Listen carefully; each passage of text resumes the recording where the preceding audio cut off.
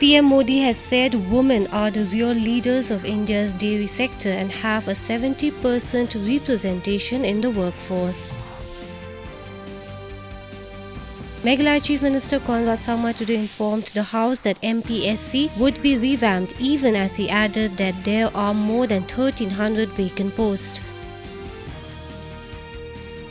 NIA conducted searches at 50 locations to dismantle and disrupt the emerging nexus between terrorists, gangsters and drug smugglers based in India and abroad. Health Minister James Sangma today during the question hour informed that the government has allotted 50 acres of land in New Shillong Township for construction of Shillong Medical College.